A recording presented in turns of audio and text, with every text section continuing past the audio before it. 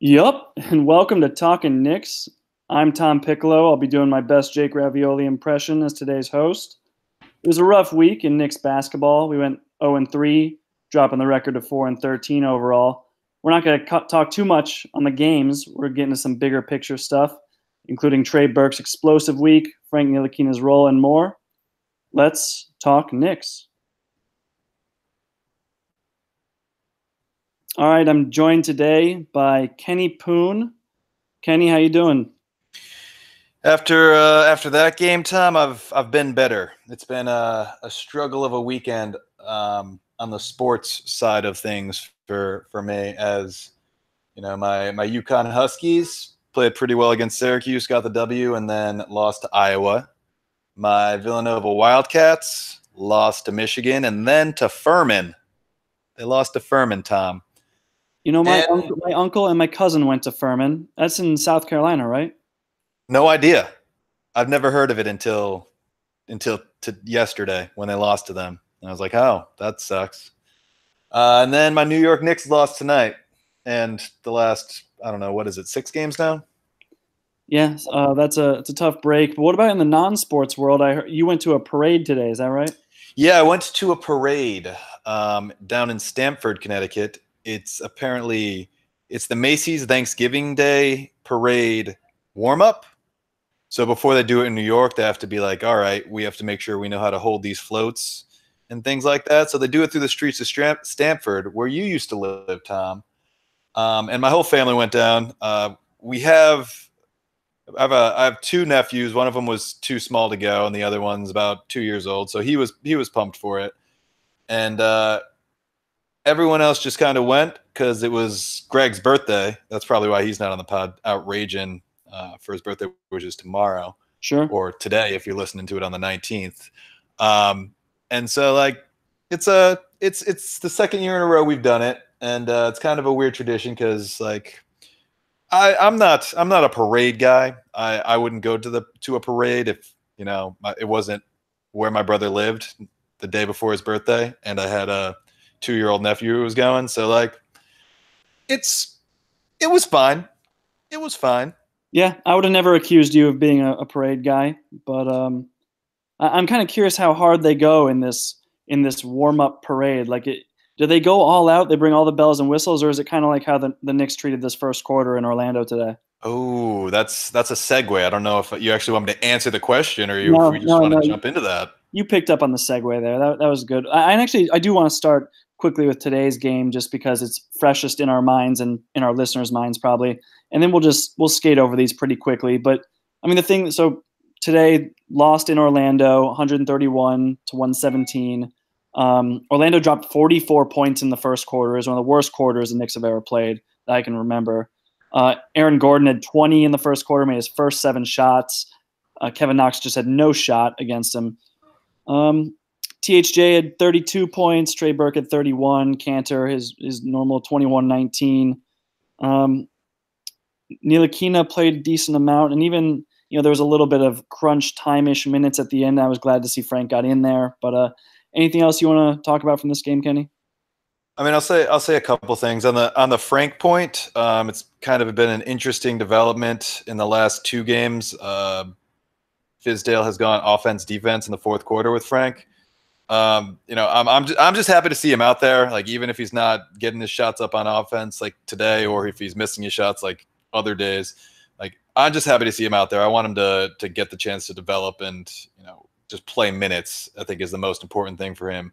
The other thing, which I mentioned to you right before we went live, is surprisingly small amount of minutes for Alonzo Trier tonight.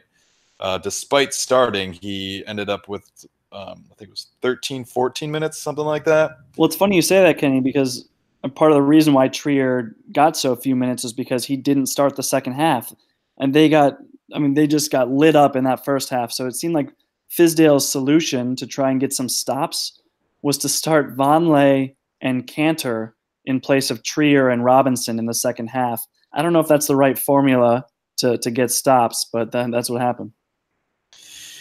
Yeah, and I guess he was throwing out big bodies. And to be fair to Cantor, he was having a great first half. I think he had something like 14 and 14 points and 15 rebounds or something like that in the first half, which is great. But again, he's not known as a defensive guy, and the fact that their real problem wasn't scoring. They had, two guys score 30 and one guy scored 20 tonight. So what they really needed is some people to play some defense. Yeah, so we'll circle back on this game when we get to some of the broader topics. But rewinding back in the week, the first game of the week was Wednesday. It was a loss at Oklahoma City, 128-103. Really, the only notes I had from this game was Steven Adams dunked everything, and Paul George was unstoppable. Tim Hardaway Jr. had an efficient 20. Cantor did his thing. Knox was super aggressive, had 15 points on 5 of 16 shooting. Not great efficiency, but you like to see him get his shots up. Anything from that game jump out to you, Kenny? Yeah, no, not really. I think you kind of hit the nail on the head with Steven Adams. We were just unable to do anything to him, and part of it was Enes Kanter, but it wasn't all on Enes Kanter. I know there was a couple times when he just tossed Mitchell Robinson and other people. So he's a big guy. Enes Kanter, not a good defender, so he got his share on Enes Kanter, and Mitchell Robinson, a good defender, but still very young, has to put a lot of weight and muscle on before he's going to be able to bang in the post like a guy like Steven Adams. So not much else to add there. Paul George was really he was hitting everything. Tim Hardaway Jr. wanted nothing to do with guarding him. Yeah. And Ntilikina is just too small to do it at this point. He's too skinny to guard Paul George at this point. So the Knicks really don't have anyone to guard a big wing like that. It's like you think Vonleh, is he your next best option? Maybe, I guess Dotson. Yeah, Dotson's still, he's not as tall, but he's a thicker body and he's got some defensive skill. Vonleh has the build to do it. I don't know if he has the skill to do it, but I think you're right. I think that's a point that the Knicks are going to need to address, and maybe eventually in the future it is Frank once he's had a chance to put on some more weight and build some strength. But right now, there's just not that guy. Dotson is probably the closest I'd say that we have, just because, like I said, he's stronger than Frank, and he's an able defender, whereas that's kind of a skill set that the Knicks are light on right now. And I guess you hope that Knox gets there eventually, but at this point, he's one of the youngest guys in the league and not a strong defender, so you can't really ask him to do much there. Yeah, and that was something. I don't know if it was this game or it might have been the Pelicans game a couple times against Julius Randle, but he's just been getting bullied a little bit on offense. I saw him just get kind of bowled over, and his defense to that was to just stick his hand out and foul people a couple times. I'm not going to say that I saw it a lot, but I remember a few very vivid instances of him, getting bullied into the post and then just kind of reaching out and just slapping the guy's arms just to stop the abuse. Yeah, the foul trouble has been a major issue for him. And then we'll move on to the last game here, which was Friday's loss in New Orleans. It was a 124-129 loss. Anthony Davis was the story, put up a monster line, 43 points, 17 boards, 5 assists. He missed 5 or 6 free throws too. He could have been closer to 50 points. He was unstoppable, as you'd imagine him to be against this Knicks front line. On the Knicks side, Trey Burke was good. Tim Hardaway Jr. had an inefficient 30, and Frank played fewer than 15 minutes, which always bums me out. Anything there you want to pick up on? Yeah, I was trying to look up the stats for it before you got there, but I was at the Knicks versus New Orleans game last year, where Anthony Davis just went off for some ridiculous stat line, which I haven't been able to find. It was 50 and 20 or something like that. Ring the bell, yeah. Yeah, so it's not great to see him go off on us again. Part of it, I don't know if it was part of the game plan, because going into the half, they talked to Moutier, and Moutier said something like, "Yeah, he's going to get his points. Our goal is to just stop everyone else." And if that was the game plan, it didn't work, because he got his 43 points and New Orleans won. The Knicks did have the lead. Drew Holiday got his. Julius Randle got his too. Yeah. So stopping other players did not happen. Yeah. And they said it during the broadcast, but 4 guys on New Orleans with double doubles that game. Mirotic, Davis, Julius Randle, and Drew Holiday, all with double doubles for New Orleans. The Knicks did have the lead for the vast majority of this game, and then they lost it, I think, with something like 5 minutes to go in the fourth quarter, and then they just couldn't overcome.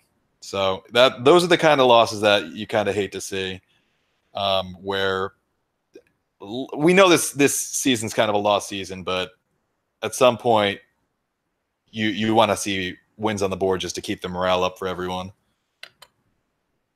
Yeah, that is the biggest concern, is just the players kind of, the coach losing the team at some point, or just the locker room being a bad atmosphere. You never want to get to that point, because you need these players showing what they can do and hopefully attracting free agents in the offseason. So you need guys to be playing at full energy with spirit and everything. So yeah, I'm with you on that. And with that, we could probably move to some of the more big picture topics, the more interesting stuff. And the first thing I want to talk about was something you brought up, which I thought was kind of interesting. You actually tweeted it from our account, our newly reclaimed @Talkin Knicks Twitter account. That Twitter brought back to us. If you have been following us @Talkin Knicks Pod, head back over to @Talkin Knicks, because that's where we're going to be doing our tweeting from here on out, unless for some reason Twitter decides to suspend us for no reason again. We never, again, to go back and tell the story, we never got an explanation from Twitter. They sent us an email that said we violated the Twitter rules, specifically : and then a blank space. And so, well, I guess that'll forever be a mystery. But we're back now, so follow us there.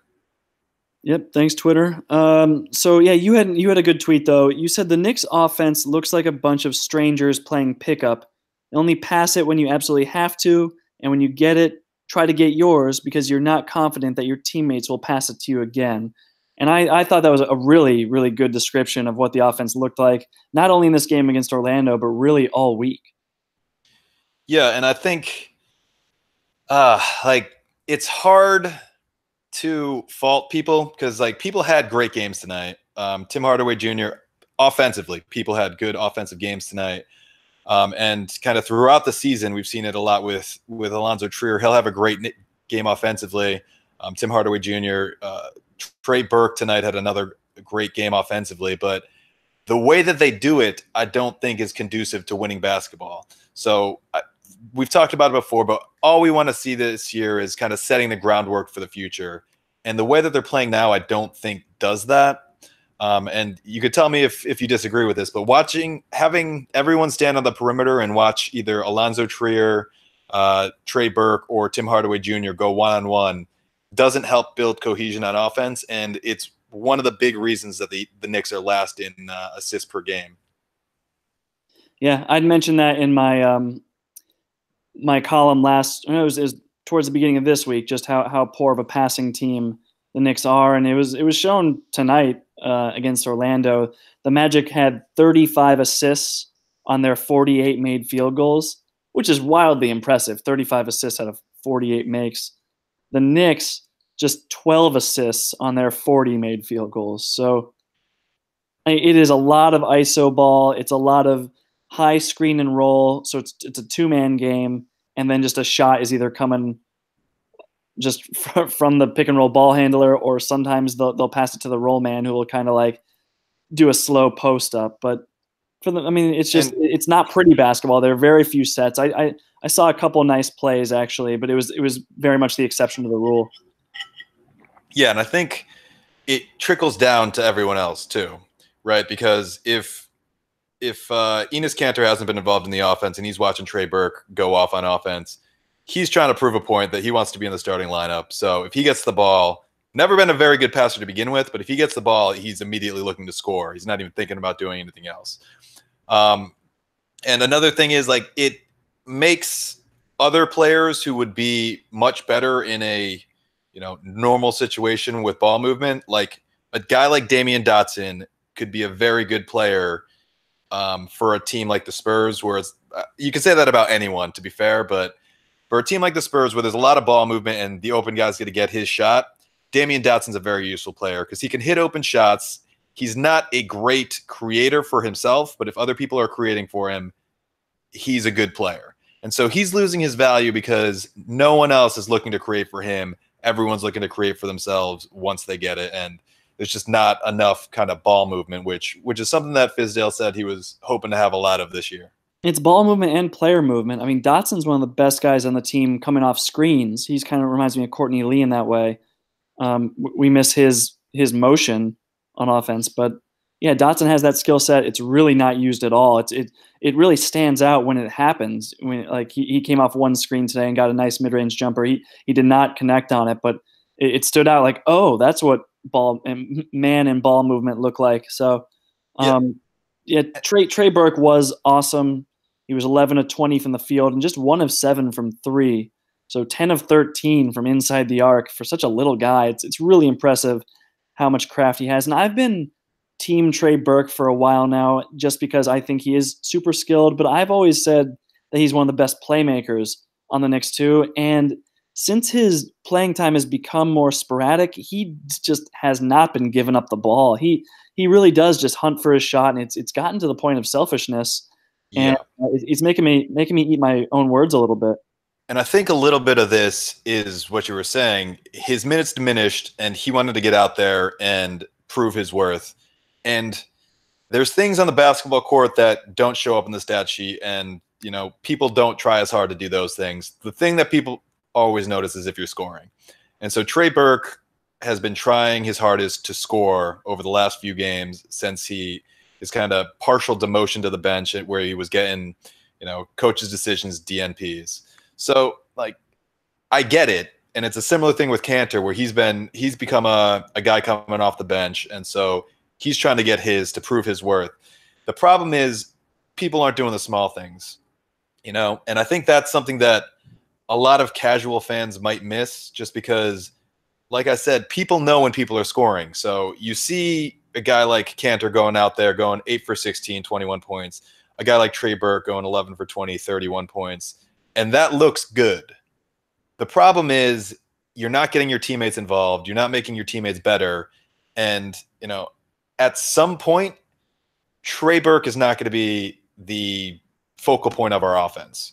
He's going to be at best third banana behind Tim Hardaway Jr. and Kristaps Porzingis. So what value is he bringing if he's not going iso ball every time?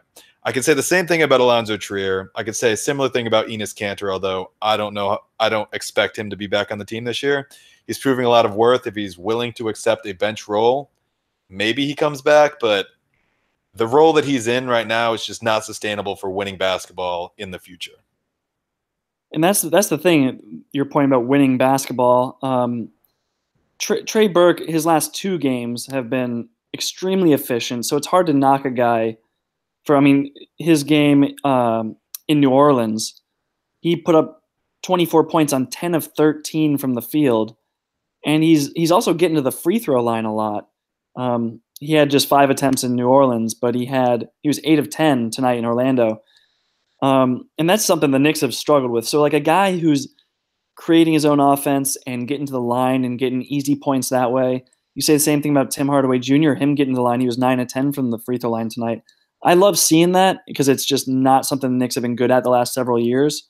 But if it's not leading to winning basketball, it's tough. Like Tim Hardaway Jr. had the worst plus minus in the team tonight, minus 24. A lot of that came from that horrendous start. But, there was a reason why when he and Trier came out and Frank Ntilikina came in and Dotson came in, that there was just a huge shift. And Green and Frazier talked about this on the telecast. They said how the defensive energy just completely changed as soon as Frank came in. And that was borne out in the plus minus numbers. It's the eye test kind of corroborates the stats there. Yeah, and I don't know if this is gonna move us on as far as talking about the defense and maybe a little bit of Frank Ntilikina. But before we do that, I just wanted to add kind of like I said from the top of this discussion is the whole point of this year is development, and no one is developing offensively except for the guy handling the ball. If it's Alonzo Trier, Trey Burke, Tim Hardaway Jr. if they're just going ISO every time. And there's been a lot of that this season. And, as far as what's going to happen, we want to build a team in a fashion that when Kristaps Porzingis comes back, he fits in. And they're not going to be able to do this when Kristaps comes back, right? Because he's going to be in the center or he's going to be on the perimeter waiting for someone to set him up for a three. He's not a guy who's huge at creating his own shot. He might get a tip slam here and there, but for a lot of it, he's either getting in the post and trying to shoot over people or he's catching and shooting. So we want to set up a situation where there's a lot of ball movement and we're able to make things easier for him. Because, quite frankly, Trey Burke, no one on this team is as valuable as Kristaps Porzingis is to us. So when he comes back, if this is how people have been playing, it's going to change immediately. Whereas if people start passing the ball, start moving around on offense without the ball, that's something that Kristaps can come in and, fit in right away. And so one guy I'm curious if you think whether or not he could potentially fit in once Kristaps comes back. This guy's been kind of an enigma this season, is Emmanuel Mudiay. He had a pretty strong showing these last 3 games. He was averaging about 13 points, just 2 assists on just under 3 rebounds per game. But he's shooting 60% from the field. He's averaging about 5 of 8 from the field. Not doing much on the 3-point line. I guess he's taking 2 threes a game, hitting about a third of those, getting to the free throw line a little bit. But what do you think about his game? Do you think he has any balance as far as distributing or as a primary ball handler, or is he kind of, to you, more in that Trier, Burke, Hardaway Jr. mold? So I think that he has actually been one of the Knicks' best passers this year. That's, again, not saying much because they're the worst passing team in the league. But he's been a more willing passer than nearly anyone. Maybe Frank's a more willing passer because all he wants to do is pass and not do anything else. But he's a decent passer, and he has shown me a lot this last couple weeks as far as playing offense. One of the big knocks on him in last season and this preseason has been his inability to finish through contact. And he's done that a few times. And I know I tweeted it out a few times from Talkin Knicks that, he's taking a hit and then finishing. And that's what we're expecting from him because he's a well-built, big point guard. And then today what I saw from him was he had DJ Augustine on him, who's a much smaller point guard, and he just bullied him. He took him down in the paint and just went over him and made layups. So I think he's shown me the ability to, get a little bit on offense, enough to space the floor, but he's also a willing enough passer to keep other people involved. And the biggest thing possibly from him is him running the break because no one else on the team – at the beginning of the year, we talked about how important it was and how well we were doing it as far as running the offense, catching it and running every single time, and we haven't been doing that much. Mudiay in the last couple games that he's been playing has been doing that, which is good. So I think he can be a part of the future, and I know we talked about it a few weeks ago, but at the end of this year, he's a restricted free agent. I think Greg misquoted his qualifying offer, but his qualifying offer is actually something like $7 million, which isn't terrible for a guy who has the potential to be a very solid. In my opinion, his role would be a backup point guard. I don't know if you disagree with me there. No disagreement there. I would not say he's a starting point guard, but even though Greg misquoted that, he's still cool. Yeah. Happy birthday, man. So you mentioned Mudiay punishing Augustine. He did the same thing to Drew Holiday in New Orleans, who's a pretty big point guard. Mudiay he's a bruiser, that's for sure. So, if he doesn't really have much of a threat of an outside shot, but he's aggressive. He pushes the ball. He isn't overly selfish. So there's some redeeming characteristics to him, and I was quite low on him coming into the season, but he's definitely exceeded my expectations so far. Want to hear a sad stat, Tom? Always. Emmanuel Mudiay led the team in assists per game this week. How many do you think he had per game? I just had his stats up. It was something like 2.3. It was 2.3. Mario Hezonja had 2 in the one game that he played. Alonzo Trier averaged 2 in the 3 games that he played, and Frank averaged 2 in the 3 games that he played. So, not great, but it's something. It shows that he's at least willing to pass the ball a little bit. That is a dire statistic. Just 2.3 assists per game, leading the team for this week. Let's hope that's a low point as far as playmaking goes this year. And speaking of playmaking, I do want to get to Frank Ntilikina because his role has kind of been fluctuating. He was a primary ball handler, point guard, and he was a wing. He was back to point guard. Now he's kind of a wing again. His minutes are fluctuating too.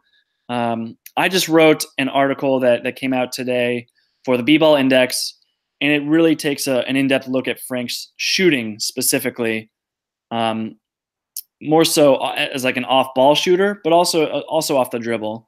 And we can go into more detail about that article, but before we do, kind of just more high level, Kenny, what do you think about Frank's role? Like, how did he perform this week in his role, and just kind of like, what do you think of Fizdale's use of him, his deployment of him so far?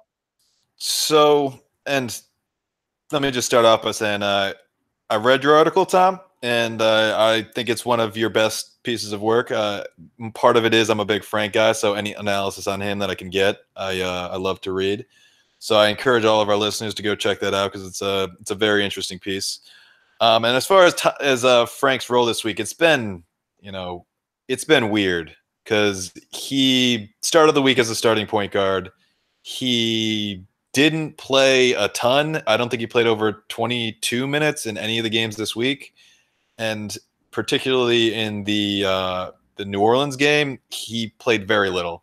And we talked about it over the weekend, but he's just a guy who is so hard for casual fans to understand his value because there's no good way to value defense. And I admit fully that his offense has not been there lately, and he's been struggling. And what we saw tonight, I think, is kind of the result of that. And Fizdale's way of handling that is to just let him play defense, and he did a great job of doing that. But on the offensive end, you saw every time he got the ball, whether it was a rebound, a steal, anything like that, pretty much his first move was to look for someone else, Trey Burke or Emmanuel Mudiay, and just pass it to them and let them take it up. Whereas this guy was the starting point guard 2 games ago, and he didn't even think about bringing it up and running the ball a little bit. And then once you got to the offensive end, he pretty much just stood in the corner. Like he wasn't even trying to play defense. I think he got 1 shot up today, and that was he had a steal, and then he went up, tried to go coasting up black by Terrence Ross. So other than that, he really didn't do anything on the offensive end. But like you said earlier when we were talking about him and Dotson coming in, he was just so valuable on defense as far as, he kind of shut down Terrence Ross for a little bit and just played good defense all around. There's a couple times he got switched on to other people. He got switched on to Vucevic and played decent defense, but Vucevic still scored over him because he has a 8-inch height advantage. But I don't know, man. I love Frank so much just because of how good he is on defense, but I just don't think that people see it enough or understand what he's doing enough because it doesn't show up in a box score. Yeah, I mean, Terrence Ross really gave the Knicks a hard time in their first meeting this year, and it's funny, like when you don't watch the Magic a lot, you kind of underestimate how important Ross is to their offense. He's the guy that in that kind of JJ Redick, Klay Thompson role, running off screens and trying to create some panic from the defense to make them make a miscommunication, make a mistake, and to free someone up. So yeah, I mean, Frank was chasing him all around. Ross ended the game with 4 of 13 from the field. He got hot there towards the end in the fourth quarter. Even when Frank was on him, he was just hitting some tough ones. But on the whole, he did a great job with him. And yeah, like you wonder how it impacts Frank's confidence, sort of the yo-yoing that Fizdale is doing with him. To go a little bit into my article, the reason I even wanted to look into his shooting was because I remembered he'd had that 3-game stretch earlier in the season when he was hitting from the outside, and he had that Warriors game where he was like, it was his first, all the beat writers were tweeting like it was his first time starting as the sole primary ball handler. He didn't have like a secondary point guard with him in the starting lineup. So he made the most of that. I think he ended up having a career high 17 points that game. And he was looking very aggressive, and a lot of press was picking up on that. But since that 3-game stretch, he's been really bad. It's been I want to say it's been 10 games now, and he's just 3 of 28 from 3. That's just under 11% from 3 in the last 10 games. And this is a guy who last year, like, his numbers didn't even really do him justice. So I took a look on Cleaning the Glasses site to see how he'd been shooting threes in the competitive portion of games. So Cleaning the Glass, it eliminates garbage time and takes out of account the last second heaves that tend to hurt players' averages. And Frank shot 35% from 3. Does that sound like, on those competitive portions, does that sound more in line with how he performed last year to you? Yeah, and I've been a big proponent, and I know I've talked to a lot of people who don't have as much faith in Frank's shooting ability, but I've been a proponent that, like, he has shown flashes of the ability to shoot, and when he is confident, and I think you mentioned this in your article a little bit, when he is confident, his stroke looks good and his shot looks good, and if he can be a guy who can confidently make shots and play the defense that he has been playing, like, that is an amazingly valuable thing for a team to have. Oh, for sure. Like, last year, he was very good at catch and shoot threes. He was pretty terrible off the dribble. But that's all they needed him for last year, was just to try and stretch the defense, to keep defenses honest. And as a spot up guy, he was well above average in terms of points per possession. So he was doing his job. And this year, it's kind of been the opposite story, where he just cannot hit his catch and shoot threes. I mean, for this article, you guys can go check it out. I spoke to it kind of like a shot doctor, a shooting expert. The B-Ball Index has an in-house guy they use, and he broke down Frank's shot, some of the quirks to it that might be causing some issues. He mentioned like a low release being a problem with guys with longer arms like Frank, because their arms are so long, it leads to defenders being closer and to even hit their arms on the follow through. He called it snake biting. It's something that happens to Porzingis all the time, and he complains about it a lot, but just refs don't call it because it seems such minor contact. But you could definitely see that happening to Frank too. But at the end of the day, you just wonder if it's a mechanical thing. I mean, it's not like his shots even improved year over year. The shot doctor I spoke to said that, like, his form has actually improved. It's just his numbers have gotten worse, and I really do believe it's a function of confidence. Yeah, and I absolutely agree with that. And I think when Fizdale was talking about him at the beginning of the year, when he had him playing off ball and we were all questioning that decision, he said that he built a lot of confidence in that time because he wasn't expected to create for other people. And Mike Vorkunov, I think we talked about this the other night, but he's a writer at The Athletic, and he had a sit-down conversation with Frank, and he talked to him a little bit, maybe a week or two ago.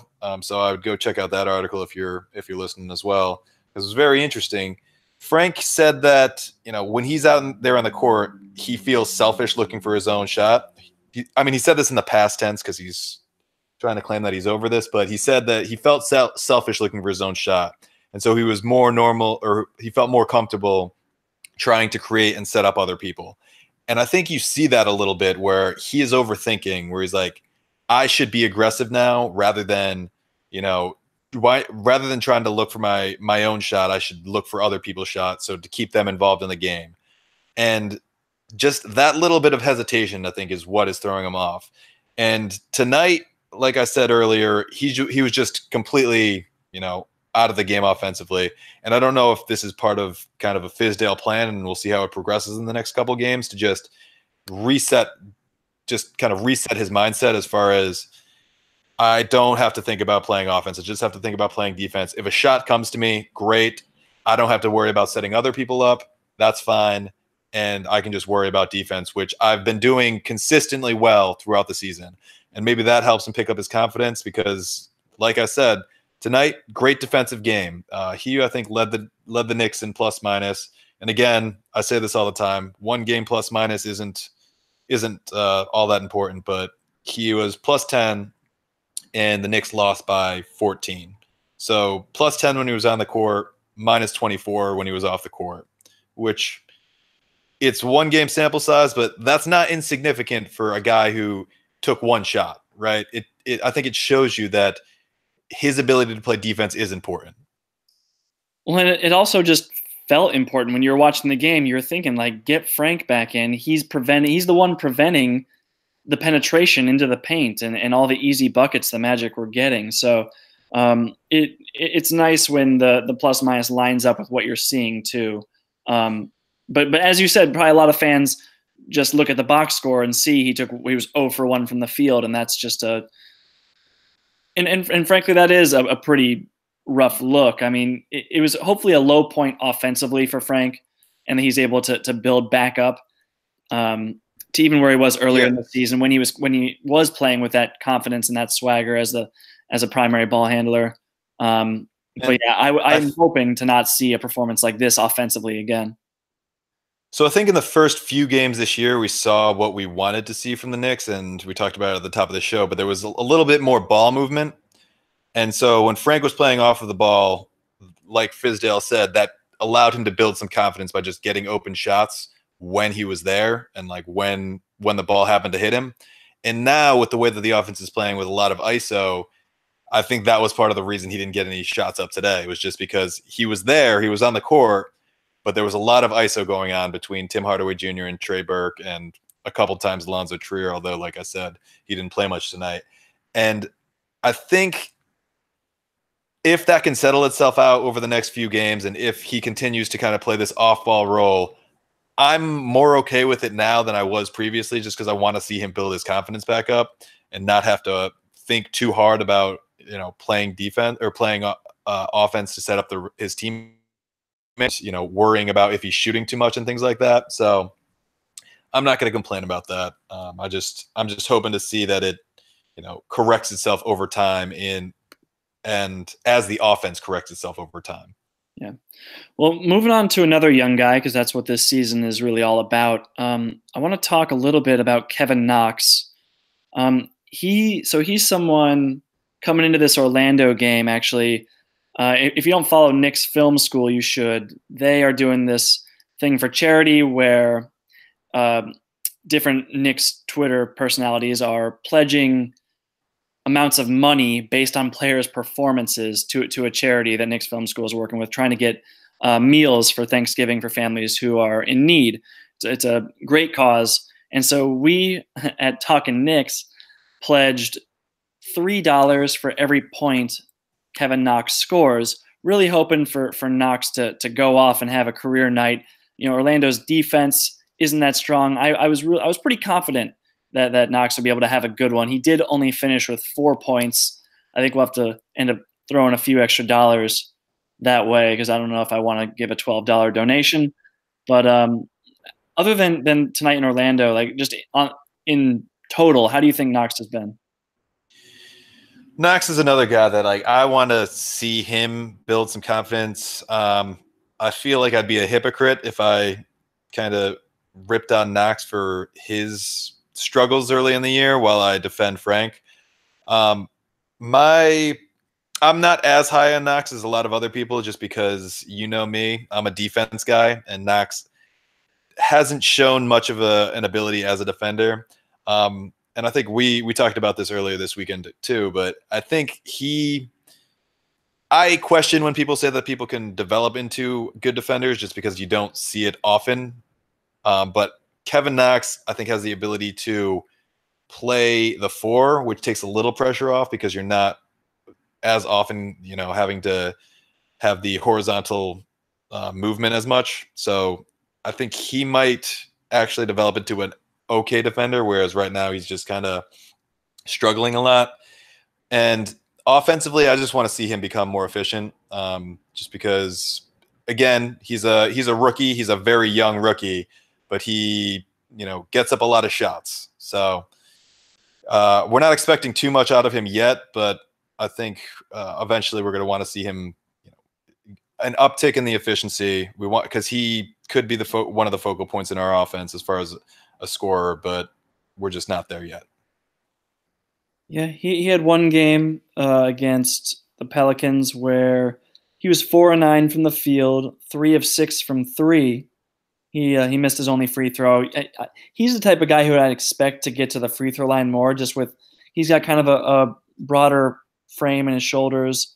You'd think he could be pretty aggressive, getting to the hoop, but so far he's been more of a finesse player. Um, he takes a lot of his shots from three. He he's got a smooth looking stroke though. I really gotta say, like he does a great job. It's a versatile shot, just like we said coming out of college, but it's borne out that way in the pros too. He can come off screens and hit. He had one in the corner where he was like running, backpedaling towards the corner on his catch and shoot, and he was able to hit, kind of going away from the basket. Like he doesn't need to just be standing in one place and have someone spoon feed him shots. Like he can be pretty versatile in his jumper. So I like that a lot, especially for such a young guy. But yeah, in terms of his development, would love to see him get to the line more. Would love to see him grab more rebounds. Um, but outside Yeah, of that, I'm not expecting him to be like a playmaker and getting assists. If he can just limit turnovers, that would be nice, and just continue to get buckets and show some semblance of just playing hard on defense. I don't think he's going to understand like defensive schemes all that well at his age, but just really being like a hard-nosed defender and taking pride on that end. That would be a huge step in the right direction for me. yeah, and I feel like I might have come off as a little more negative on Knox than I meant to be, just because I do think that he has potential to be a very good player. Just because he's a bigger player than I think people realize, and he's a longer player than people realize, and I think he kind of could fit the prototypical stretch four that the NBA is looking for now. And if you kind of put that alongside a guy like Porzingis, and you have guys like say Dotson and Frank, and those three are three great defenders. Um, I think that kind of eliminates some of the issues with Knox. Uh, but like you said, we just want to see him develop this year as far as both offensively and defensively. Still young, but learning all the schemes and things like that. Yeah, going down the list of the young guys, and actually one thing we didn't really mention with Knox, or maybe briefly, was just his he's been prone to foul trouble. That's a pretty rookie thing to do. Mitchell Robinson, he's been having a lot of the same issues too, just having problems staying on the court. But what have you seen from him so far? And I've seen a lot more from Mr. Robinson than I was expecting to this year. I know in our preseason projections, I said that I think in the future he would be, a very useful piece. I expected him to spend some time in the G League this year, but the way that he's played, other than the foul trouble, I don't think that would happen. If they want to get him some more run and just have him work on, moving his feet on defense a little more rather than relying on his length, maybe that's something that happens, but I just don't see it. But like you said, the foul trouble this week has been a real problem. He played just 17 minutes a game because of foul trouble. In the 3 games that he played the 17 minutes a game, he had 4.7 fouls per game. And you're only allowed 6 per game, so that's to have 5 per game in just that short amount of time is pretty crazy. Them's the rules. I mean, but think about the guys he was going up against this week. It was a murderer's row of just tough centers. Like Steven Adams is just the most brutal center to throw uh, Yeah. Mitchell Robinson to the Wolves to. That guy is a monster. And then Anthony Davis is an MVP candidate, one of the best players in the league. And then, I mean, Vucevic has been playing really well this year. He's been incredible, and he's And got he's got a lot of skill around the basket, but he can also step out and hit threes, stretch the floor. He's a really tough guard for someone like Robinson. So it was not the best week in terms of matchups. Especially guys like Adams and Anthony Davis could certainly foul out someone like Robinson, who's so inexperienced. But you know, nothing too discouraging. Like we didn't have high expectations, like you said, coming in. So everything we're seeing from here on out with Robinson is just gravy to me. yeah, and I think you kind of hit the nail on the head with guys like Anthony Davis and Vucevic who they can beat you down low, but they can also step out and shoot it. Those are the guys that Mitchell Robinson needs to learn how to defend, because he is primarily a guy who is going to defend at the rim. I know he gets his blocks on the outside on the closeouts, but that's not usually guarding his man. That's usually on a switch or an emergency situation. So if he can work on this year, stepping out and playing a little perimeter defense, and I think he has some of the skills to do that. I think that he can be just another amazing piece on the defensive end to go along with, Porzingis, Frank, and to a little bit lesser of an extent, Dotson. All right, I'm thinking last topic before we move on to next week and maybe some predictions. I want to talk a little bit more about the rotation. So I'm curious, like Hazonia hasn't played the last 2 games. There was talk of him being ill for this Magic game. I don't know if he went out too hard with his Orlando friends or what happened, but he has not seen any minutes the last couple of games. Do you think he's out of the rotation? And I don't know, because they did come out before this game and said that he had some sort of illness. They said food poisoning type symptoms. I'm not sure how long that's been going on, because he also didn't play the last game. And in the post game of last game, Fizdale just kind of said, you're going to get your minutes when you get your minutes. Like, players don't need to worry about that. They shouldn't be listening to kind of what the media is saying about all of that, just because things are fluid right now. And, he pointed to Trey Burke, who I think didn't play the first game this week, and then as a coach's decision, and then went out there and averaged 27 points over the next 2 games. So you're going to get your shots when you get your shots. But, right now there's a lot of experimenting going on as far as trying to, get the right guys in the right situations. So I don't know that Hazonia's out for good. And I think he's another guy who is just such an enigma, just because his form on his jumper looks good. And like, he does a lot of things that look good. And then just the end result and the final thing that happens before the end of the play is always terrible. Like, the shot looks good and then it's nowhere near going in. Like, the play looks good and then he throws the ball out of bounds. And it's just, he looks like he has the skill. He just can't finish the plays. Yeah, I mean, his defense is just atrocious. I was watching him specifically on a few plays against Oklahoma City, and he was just helpless. He had no concept of like staying between man and the ball, a man in the basket, and it was not pretty. But I don't know who it was, but someone, it might have been Knicks film school. If it wasn't, I apologize to whoever I'm not crediting here, but someone posted a video of him with his back to the basket for half of a possession, because he didn't know where the ball was. So his back was to the ball. He was facing the basket, like boxing out, and the ball was just like moving around the perimeter. And it's like, that's not great. it sounds right, though. That sounds right. One other interesting rotation thing. I know we just talked a lot about Frank, but in this most recent game tonight against Orlando, he was the 10th man coming off the bench. Like, that was pretty shocking to me that he would be so late in the rotation. Do you think there was anything to that to like take away from him? So, like, my initial thought was no, because Fizdale's a hot hand guy. But then, like, Moutier went out early. Like, Moutier was playing well, but he went out early because he got 2 quick fouls, and he brought in Trey Burke.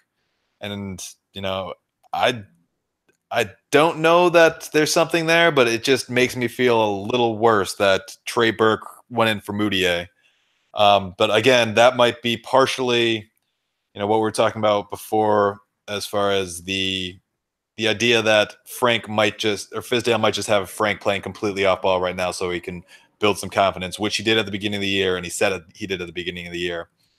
Yeah, I'll be honest. I was pretty upset when I saw him as the 5th guy off the bench, but I was very encouraged that Fizdale turned to him in crunch time in an offense-defense capacity, sure, but at least he got him in because Fizdale had opportunities in previous crunch time situations to do offense-defense with Frank and failed to do so, and I thought it was a horrendous decision. So at least I thought that was at least a step in the right direction. Yeah. So that goes along with the whole hot hand scenario where Frank again played very well defensively, and Fizdale recognized that and continued to go through him. And previously, I don't know that he played in the fourth quarter in the, I think it was the New Orleans game, but he started the fourth quarter, and then I think he played most of it. He came out with maybe 5 minutes left, and then they went to offense defense with maybe 2 or 3 minutes left. So he was involved for most of the fourth quarter. Yeah. So before we move on to the next segment, which is just upcoming games, is there anything else you wanted to bring up? So I guess we should mention the change in the starting lineup that happened before the New Orleans game, which was they put Dotson and Frank on the bench in favor of Kevin Knox and who was it, Moutier? Or was it Trier? So, and they also put Vonleh on the bench.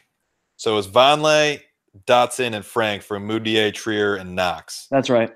And I don't know if you were kind of watching Twitter during that, but before the New Orleans game, there were a lot of jokes going around about this team this lineup not playing any defense and giving up 200 points, something like that, which they came out in the first game against New Orleans very hot, and they played very well in the first quarter. So people were like, all right, maybe we were wrong. And then fast forward to the Orlando game, and they give up 44 points in the first quarter, and it's like, oh, they might give up 200. Maybe that's true. Yeah, just based on the personnel alone, there's no way. Like, you have Trier and Moutier in the backcourt. You have Tim Hardaway Jr. as your 3, who's just way too small to guard any like decent sized wings. You have Knox at power forward. It's just, yeah, that's ugly. Looking at that lineup, the only guy you would say who is a positive defender is Robinson, and he is still very raw and, like we saw, very prone to fouling. So like that's a lot of guys who aren't. I wouldn't even call them average defenders at this point. I would call them 4 below average defenders, and Robinson, who projects as a very plus defender, but right now is still very young. Yeah, I like you said, projects to be quite good, but at this point, I would not even call him a average defender. I think you have a full 5-man unit of just below average defenders, some extraordinarily below average. Yeah. And I just want to add on to that, because I think that's another thing that, the casual fan might not, we were talking about this with Frank, but just might not know, because Robinson this year has been blocking a lot of shots. So people might look at him and say he's a great defender. The problem is, like, he fouls a lot and he doesn't know how to move his feet, and he just kind of gets bullied. So there are ways to take advantage of him, whether it's on the post with a bigger defender or it's pulling him out with a smaller defender and a smaller offensive player and letting them go at him. So I agree with you, but I think there might be a lot of listeners who kind of disagree with that premise, but I think that is the case. Yeah, his highlight blocks kind of, erase the perception. Cantor doesn't have that benefit of the doubt. He's just a bad defender with no highlight blocks. Mitchell Robinson at least has like that upside. Whether or not that makes up for his poor defense, not yet. It doesn't, but hopefully at some point down the road. So I think we're ready to wrap this thing up. But so we have 4 games coming up this upcoming week. That's at home against the Portland Trailblazers, at Boston against the Celtics, home game against a rematch against the New Orleans Pelicans, and then at Memphis for the Grizzlies. So packed schedule this week. Kenny, any predictions for this one? I am not optimistic about this week, Tom. Yeah, just real quick. I think you guessed it was a 6-game losing streak we are currently on. Yeah, it's a 5-game losing streak. Okay, I threw that off the top of my head. I wasn't positive, but I knew it was. We've lost a lot of straight games. I could see it getting to 10. I'm gonna hope we pull out one. We've been playing poorly lately, but I know early in the season we had a lot of those close losses to good teams. So these are, a few pretty good teams. Although I think Boston and New Orleans have not been playing particularly well, and I haven't kept up with Portland. But they all pose their own threats. I know Portland's backcourt is very tough to defend, and the idea of maybe Ntilikina and Dotson guarding McCollum and Lillard that excites me as far as something to watch for. And I always love to watch Ntilikina guard Kyrie just because of the way that he played him last year, which there was a lot of highlights of. So those are my things to watch for. But as far as wins and losses go, I'm gonna stick pessimistic and go 0 for 4 and just hope that they surprise me. Yeah, I mean, this is a tough.